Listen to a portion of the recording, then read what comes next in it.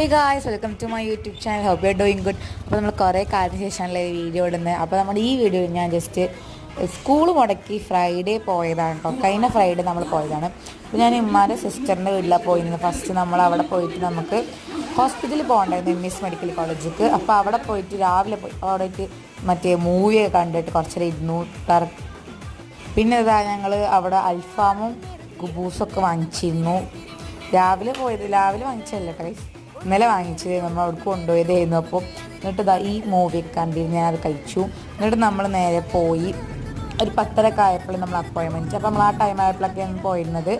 എന്നിട്ട് നമ്മൾ അവിടെ എത്തി. ഞാനവിടെ കുറേ പോസ്റ്റായിരുന്നു. എൻ്റെ സ്കിൻ ഡോക്ടറെ ഒന്ന് കാണിക്കാണ്ടായിരുന്നു, പിന്നെ ഉമ്മക്കും വേറെ ഡോക്ടറെ കാണിക്കേണ്ടായിരുന്നു.